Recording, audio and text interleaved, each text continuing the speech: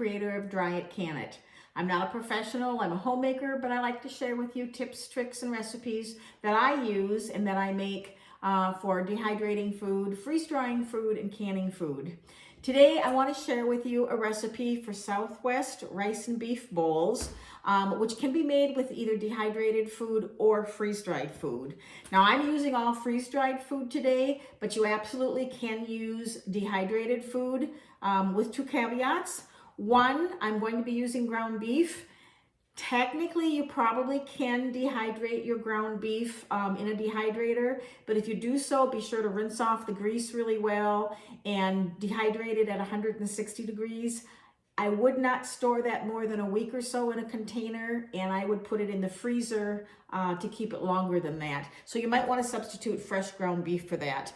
If you do use the dehydrated beef, that's also going to take longer to dehydrate, and I would pack that separately, or longer to rehydrate, I should say. Pack that separately, and everything else that you're going to rehydrate is going to take a little bit longer. So with that said, let's get going with the recipe today. I have some rice. My husband and I recently went and did some takeout at a restaurant, and they gave us a bunch of white rice, which we weren't going to use. The thing I like most about my freeze dryer is that I don't waste hardly any food anymore. So I took that rice and I put it in a container in the freezer, and when I had room in my freeze dryer, I freeze dried it. So I'm going to start today with 1 cup of freeze dried rice. Now, I should say that I'm going to split this recipe in two because I'm going to pack one for long-term storage, which is going to be an individual serving for dinner or lunch, and I'm going to pack one in a container so I can show you what it's like to rehydrate that, because I'll make that for my husband for lunch tomorrow. This video is not going to be real long, but stay with me for the full recipe and to see how to rehydrate it. So I'm going to start with a half a cup of freeze-dried rice. So, and I think probably the easiest way to do that is just to measure that in. So always you want to pack your food for long term in a Mylar bag. And is that's a half a cup yet? Yep. In a Mylar bag, and your Mylar bags for long-term storage should always be at least 7 mil on both sides. All right, next I'm going to do some freeze-dried ground beef. Now, this cover came off fairly easily because I opened this for something earlier today. But I'm going to use, let me see here, a 1/4 cup, I think, for each one of these. So I'm just going to put that in there like so. Ground beef is a great item to have in your pantry because who doesn't use ground beef on a regular basis? So I'm going to put that aside. Next, I'm going to use some peppers, some freeze-dried peppers. These are just bell peppers. If you want a little bit more heat, you certainly could use like a jalapeno pepper, for example. But I'm just going to use about 1/8 of a cup, so half of a 1/4 cup here in each one of these. And again, this recipe doesn't really have to be exact. You can definitely use what you want to use, what you have on hand. Close that up. And then some corn. Now I have dehydrated corn in my pantry. I also have the freeze-dried. And I'm going to need to just open that. It's a little bit tighter. I like to use a knife and a can opener because I reuse my lids for canning or for freeze drying and dehydrating regularly. So I'm going to use about a 1/4 cup, a little bit there. Actually about 1/8 of a cup probably for each one of these. Put that in there.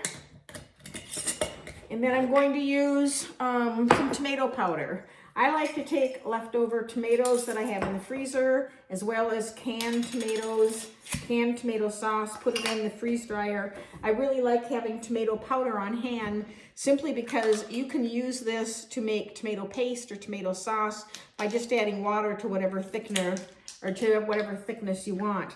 So I'm going to use 2 tablespoons in each one of these because that's really going to give me the sauce for the recipe.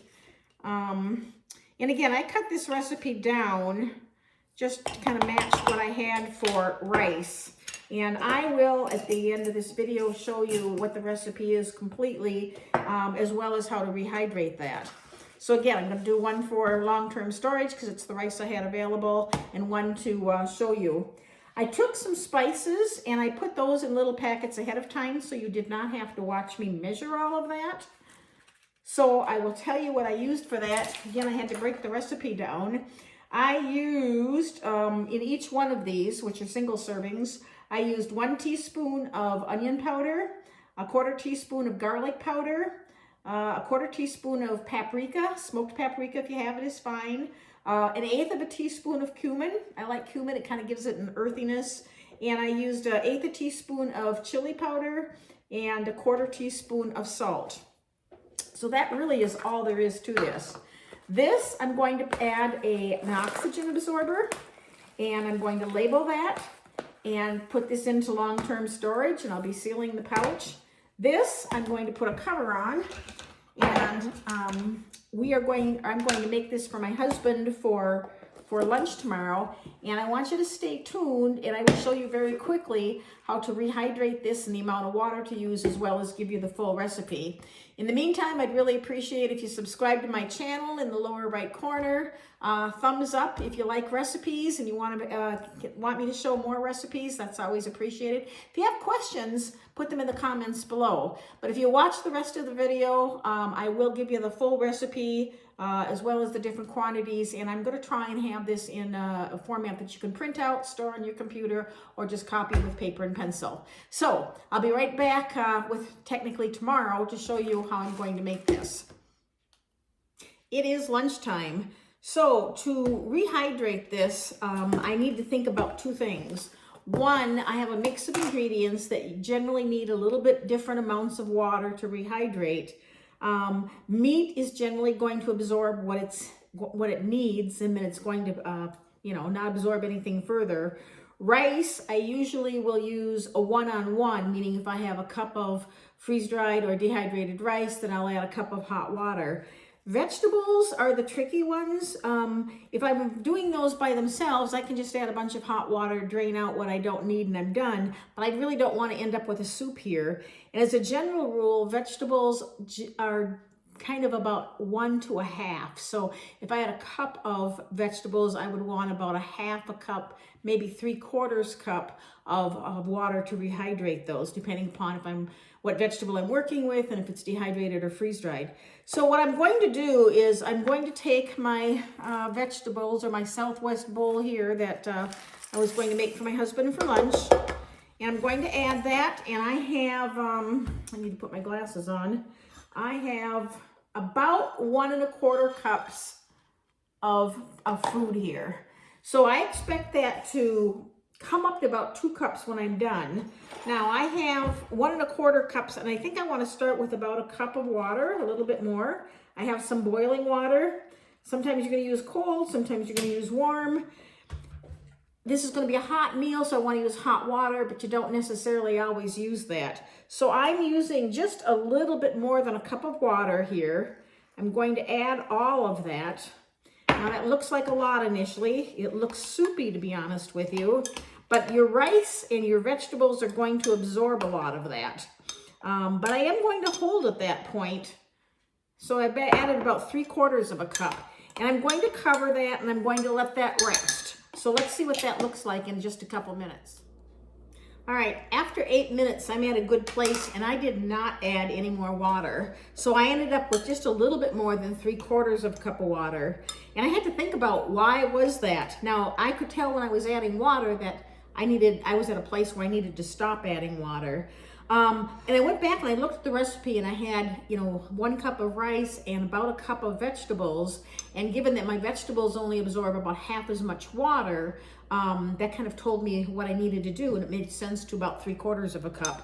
If I had the rice, a 1-to-1 is still a good mix, and then my volume usually will double, and it didn't double. It did come up. I do have about 1 1/4 cups here, and that's after a couple of good bites. But I have, I have lunch for my husband here, and it's good. It's not soupy at all.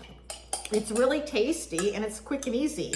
Now, if you wanted to change this or make this a little bit easier, you could use whatever vegetables you want, and you could use different seasoning. You could use taco seasoning, for example, or you could sprinkle some cheese in it or use a different meat. But I think at the end of the day, we have a meal. It was easy. It was adding hot water, waiting 8 minutes, and we're good to go.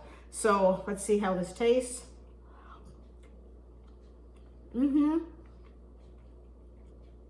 It's really flavorful.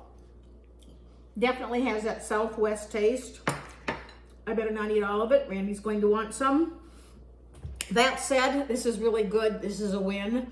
I'm going to post a link to the recipe below. You'll be able to print that out. I may also post the individual recipe so that if you don't have a way to print it out, you can go ahead and just copy the recipe. But I appreciate your watching.